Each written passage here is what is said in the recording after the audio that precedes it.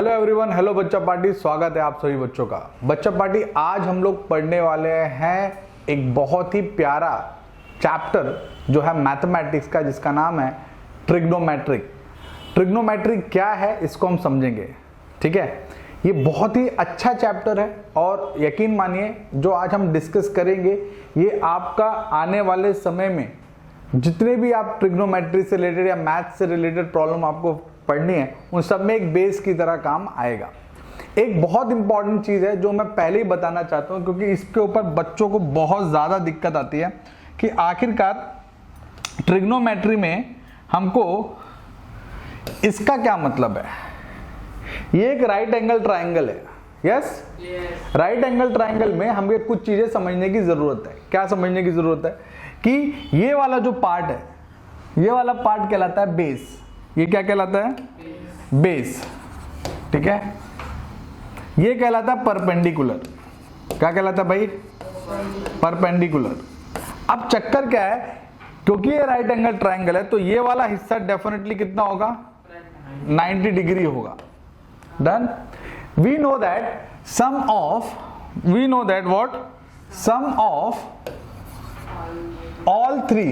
all three angle is equal to 180 degree. yes or no? अगर ये 180 degree है, मान लो ये A है, ये B है और ये C है, that means angle A plus angle B plus angle C is equal to 180 degree. yes or no? Clear है सबको?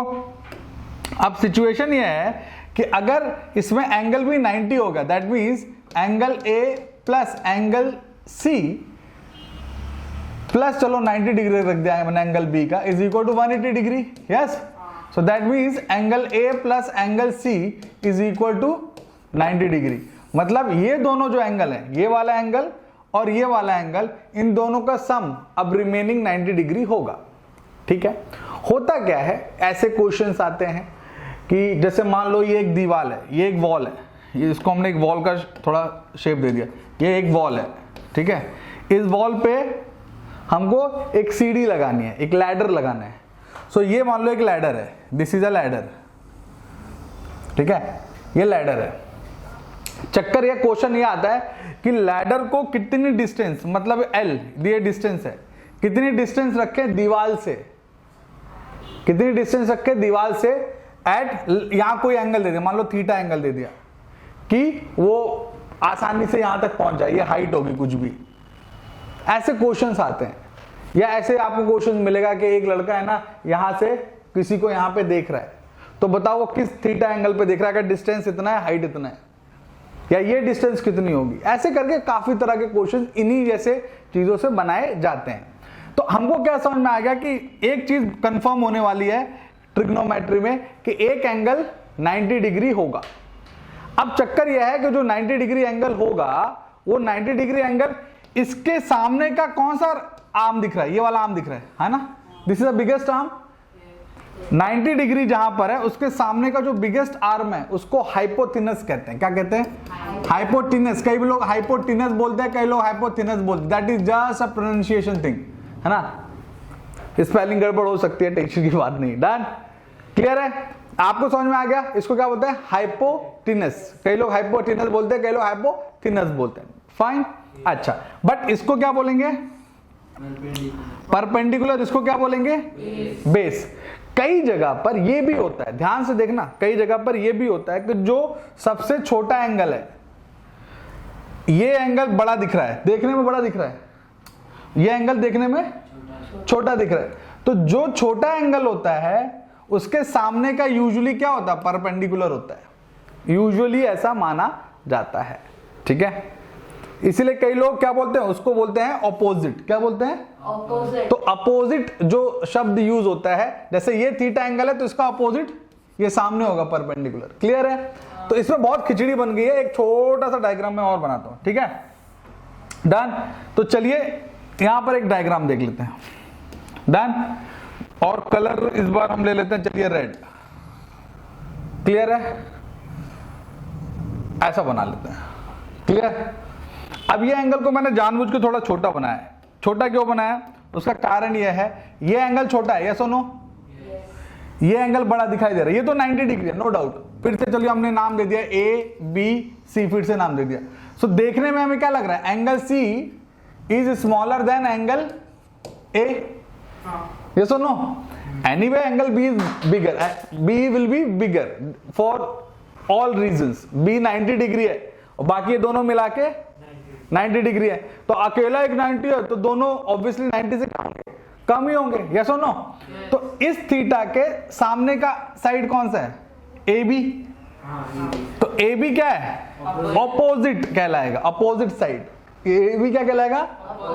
अगर कोई और इसको इलैबोरेट करेगा तो बोलेगा opposite to the theta angle, opposite to the theta angle. हालांकि मैं एक चीज बताना चाहता हूं, आप परपेंडिकुलर और बेस इस शब्द को याद रखो। यूजुअली क्या होता है, इसी के ऊपर पूरे क्वेश्चन बनते चले जाते हैं, इसी के ऊपर क्या हो जाता है, पूरे क्वेश्चन बनते चले जाते हैं। समझ में आई बात?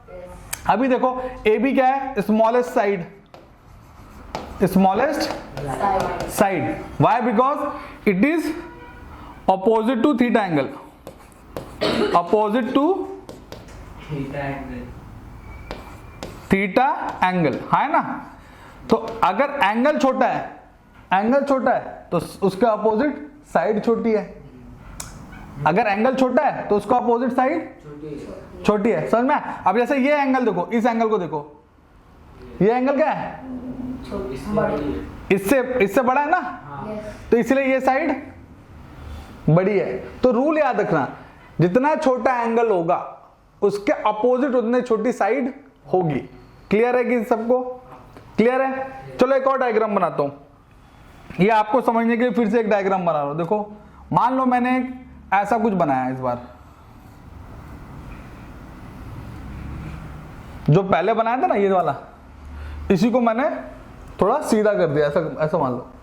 डन? अब इसमें देखो फिर से ये एंगल ए, सॉरी ये एंगल ए बी सी, देख के समझ में आ रहा है कि एंगल ए क्या है, छोटा है। तो angle A is what, smaller than angle C. Angle B तो अनडाउटेड बड़ा है, यस और नो? तो इसका मतलब क्या हो गया, that means the side what, इसका अपोजिट क्या है एंगल ए का, BC। So BC will be smaller than, इसका अपोजिट क्या है सी का, AB। समझ में आई बात? क्लियर है? अच्छा, ये मैंने एक बहुत बेसिक चीज बताई बच्चों। अब हमें बात करनी है कि आखिर ट्रिग्नोमेट्री में बवाल क्या मचता है, ट्रिग्नोमेट्री को इतना बढ़ा चढ़ा के क्यों यूज किया जाता है और why it is very very important. ठीक है, इसके लिए हमको अपने चैप्टर पे चलना पड़ेगा। ठीक है, अब आप लोग यहाँ पर ध्यान से देखो क्या चमत्कार हो रहा है। ठीक है, ये चमत्कार आपको समझ में आना जरूरी है। यहाँ पे आप ध्यान से देखो, ये एक क्या है, राइट एंगल है, ये क्या है एक राइट एंगल है, ये क्या है एक राइट एंगल, ये तीनों भी क्या है राइट एंगल है। राइट एंगल का सिंबल ही है, ये मत समझ जाना, कोई कंफ्यूजन नहीं है इसमें। This is the symbol of right angle, what this, ऐसा बनता है ना तो राइट एंगल ही दिखाता है। ये देखो क्या, सुनो, ये मत समझ जाना कि सर इसको आपने ऐसा रख दिया तो अब ये राइट एंगल नहीं कोई और एंगल हो गया, नहीं। क्लियर है सबको यहां तक? अब ध्यान से देखो, बिकॉज ये राइट एंगल है तो राइट एंगल का अपोजिट सबसे बिगेस्ट आर्म है, राइट एंगल का अपोजिट सबसे बिगेस्ट आर्म है, राइट एंगल का अपोजिट सबसे बिगेस्ट आर्म है, और जिसका हमने नाम क्या रखा है, हाइपोटेनस। क्लियर है? अच्छा अच्छा, अब ये देखो अल्फा, अल्फा को उन्होंने एंगल बताया, तो अल्फा का अपोजिट कौन है इसमें, मैं रेड कलर से बता रहा हूं, तुम लोग बताओ फटाक से, QP। यस और नो? ये साइड, यहां पर ये एंगल का अपोजिट कौन है, AB। यहां पर ये एंगल का अपोजिट कौन है, CB। क्लियर है? सबको समझ में आ रही बात? क्लियर है? तो अगर मैंने इसको माना क्या, एंगल माना जिस पे हम चेक कर रहे हैं, तो this will be base, AB will be base and this will be what, perpendicular. Theta का सामने वाला और थीटा का opposite will be perpendicular. Clear? इसमें कौन होगा बताओ, परपेंडिकुलर इसमें कौन होगा, AB। Very good. इसमें थीटा का PQ। समझ में? देखो परपेंडिकुलर इज, समझ में आ गई बात? ये दुख मेजॉरिटी ऑफ बच्चों में होता है, उनको आ भी जाए चलो पढ़ने के लिए, लेकिन थीटा एंगल जो पूछा जा रहा है, थीटा एंगल जो दिया जाएगा उसका जस्ट अपोजिट आपको परपेंडिकुलर मानना है। क्लियर है? कई लोग शॉर्ट में उसको अपोजिट ही बोल देते हैं, बट अपोजिट नहीं, opposite is said to be perpendicular. Clear it to all? Clear है? अब देखो इंटरेस्टिंग बात क्या होगी, ये हाइपोथिनस हो गया, ये हाइपोथिनस है ना, ये परपेंडिकुलर हो गया, तो ऑटोमेटिकली ये क्या होगा, बेस है ना। सबसे बड़ा साइड तुमने ढूंढ लिया, फिर तुमने थीटा का अपोजिट ढूंढ लिया, तो बचा हुआ क्या कहलाएगा, बेस। और ये क्यों आपको आना जरूरी है, क्योंकि जब आप ट्रिग्नोमेट्री पढ़ते हो, sine theta, cos theta, cosec theta पढ़ते हो ना, टेन थीटा, कॉसिक थीटा ये सब पढ़ते हो ना, कॉट सेक कॉसिक ये सब पढ़ते हो ना, तो उसमें आपको यही पूछा जाता है, हाँ है ना। क्लियर है सबको? हम लोग जब छोटे थे तो हम लोगों को इसको कर्ण बोलते थे, जो हाइपोथिनस है उसको क्या बोलते थे, कर्ण। क्या बोलते थे, कर्ण। हाइपोथिनस इज कॉल्ड बिगेस्ट आर्म, कर्ण। समझ में आया? और जो परपेंडिकुलर होता था उसको लंब बोलते थे। क्या बोलते थे, लंब, क्योंकि ऐसा सीधा रहता था। और जो बेस होता था उसको आधार बोलते थे। क्या बोलते थे, हिंदी मीडियम में ये शब्द यूज किए जाते थे। समझ में? तो बेस मतलब आधार, जिस पे टिका हुआ है सब कुछ। तो जो आधार पे टिका हुआ है वो लंब, और उससे जो खिंचा हुआ है वो कर्ण। समझ में आया कि नहीं? तुम लोग सोचे काश हम हिंदी मीडियम में होते, नहीं? वाह, बच्चे तो बच्चे होते, उनको कुछ भी लग सकता है। डन बच्चों पार्टी? तो अब एक शंका का समाधान हो गया। क्लियर है? क्लियर है? अब फिर एक डाउट आता है बच्चों के मन में कि सर हम जो पढ़ते हैं मोस्टली हम थीटा शब्द पढ़ते हैं। What is theta? जैसे देखो, theta, phi, alpha, beta, gamma, these are just symbols, these are just symbols to represent the angle present. ये एंगल्स को दिखाने के लिए क्या है, सिंबल्स है। समझ में आई बात? तो इनको लेके कोई तकलीफ किसी के मन में होनी नहीं चाहिए ना। अब अपन आ गए किस पे, ट्रिग्नोमेट्रिक रेशियोज पे। किस पर आ गए? आपको 6 ट्रिग्नोमेट्रिक रेशियोज याद रखने हैं। कितने? 6। कौन कौन से हैं? पहले नंबर पे आता है साइन। पहले नंबर पे कौन आता है? साइन। फिर आता है कोसाइन, फिर टेंजेंट, फिर कोटेंजेंट, फिर सेकेंड एंड फिर कोसेंट। समझ में? अब इसको कैसे प्रोनाउंस करते हैं, जो हम लोग करते थे, हम लोग पढ़ते थे इसको साइन, कॉस, टेन, कॉट, सेक, कॉसेक। समझ में आई बात? समझ में आया कि नहीं? Short and sweet. क्लियर है सबको? अब यहां से पहला आ गया क्या, साइन थीटा। Sine theta. मैं आपको एक चीज बताना चाहता हूं, मैं आपको एक चीज बताना चाहता हूं जिसके लिए हमें जाना पड़ेगा स्क्रीन के पीछे। किसके पीछे? स्क्रीन के पीछे। तो चलिए यहां पर मैं आपको कुछ समझाने वाला हूं, ठीक है? बिकॉज मैं ये समझाने वाला हूं तो आपको अलर्ट रहना जरूरी है, और एक बार में समझ में आ जाएगा, दैट्स फॉर श्योर। क्लियर? तो चलिए मैं काम करता हूं, मौका आप लोगों को ही मिलेगा, मैं तो सिर्फ बना रहा हूं यहां पे A B C theta. Clear? अब मैं यहां पर लिख रहा हूं, देखो ध्यान से, सब बच्चे ध्यान से देखोगे तभी समझ में आएगा। साइन थीटा, और मैं चलो ऐसा कर लेता हूं, sine theta, cos theta, tan theta. मैं थीटा लिख रहा हूं, मैं क्या लिख रहा हूं, थीटा। अगर मान लो मैं यहां पर बीटा लिख देता, क्या लिख देता, बीटा, लेकिन मैं यहां क्या लिख रहा हूं, थीटा। तो मैं थीटा के सामने के हिसाब से बताऊंगा, इस थीटा के हिसाब से बेस कौन है, थीटा के हिसाब से बेस कौन है, बीसी, है ना? बीसी इज व्हाट, बेस, क्योंकि बेबी को बेस पसंद है। ये सही जा रहे हो तुम लोग, ठीक है? और थीटा के हिसाब से ये ए बी क्या है, परपेंडिकुलर, है ना? Yes. और without any doubt the AC is what, hypotenuse, है ना?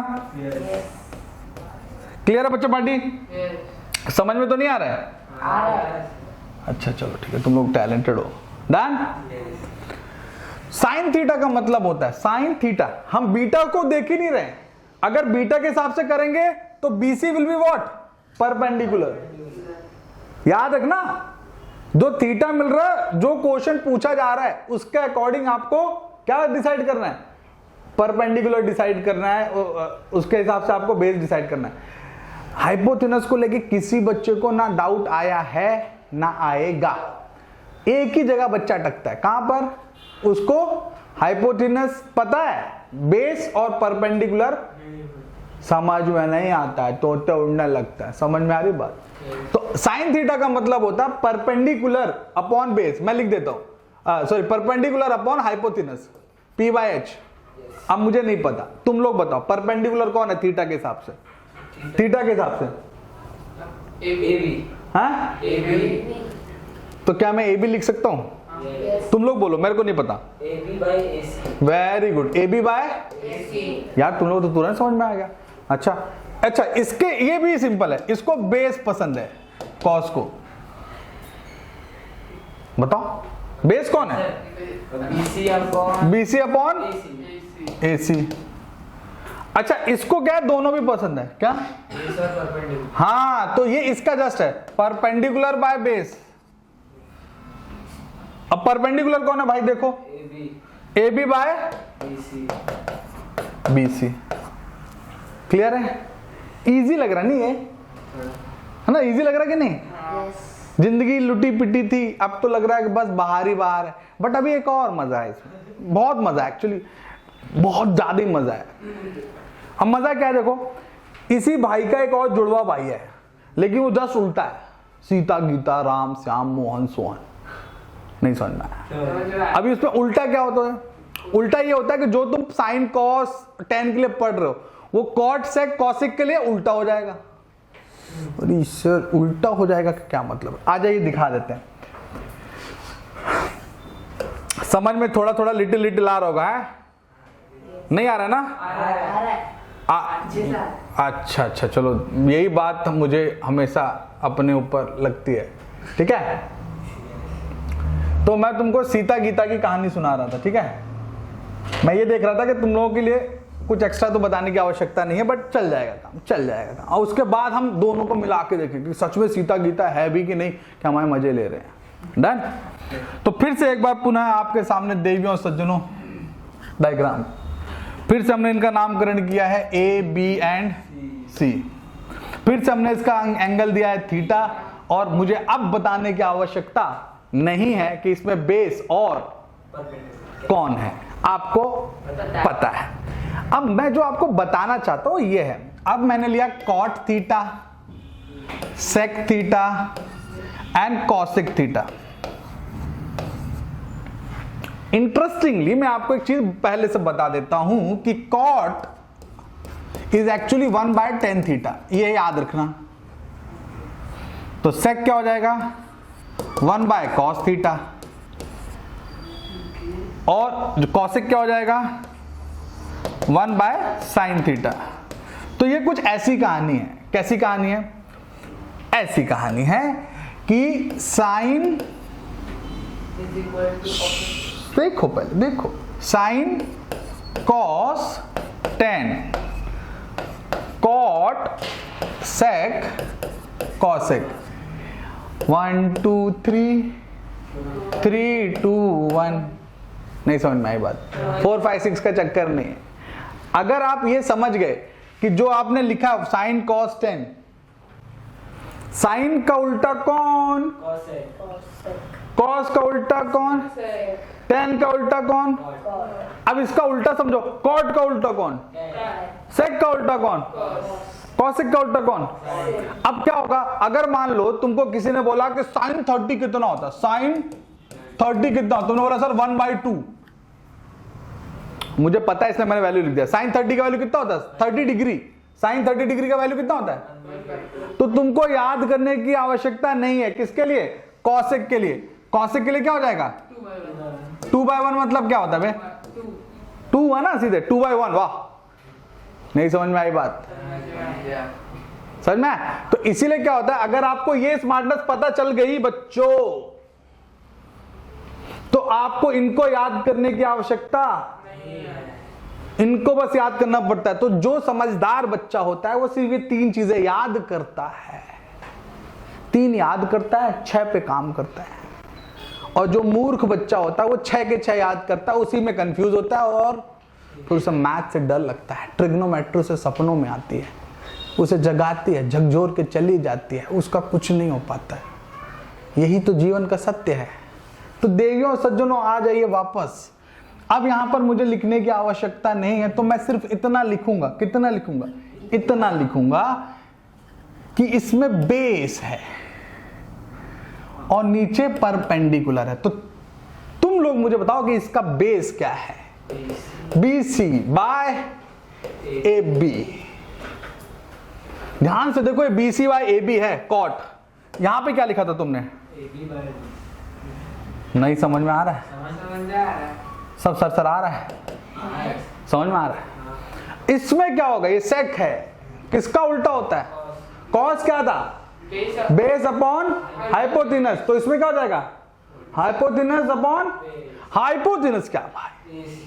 तो मैं लिख देता हूं हाइपोथिनस अपॉन बेस। तो क्या आ जाएगा? AC by BC। समझ में? एंड कॉसिक क्या होता है? कॉसिक क्या होता है? 1 बाय साइन थीटा। तो साइन क्या था? Perpendicular upon hypotenuse. तो अब क्या हो जाएगा? Hypotenuse upon perpendicular. तो क्या आएगा? हाइपोथिनस क्या था? AC था और परपेंडिकुलर क्या था? AB।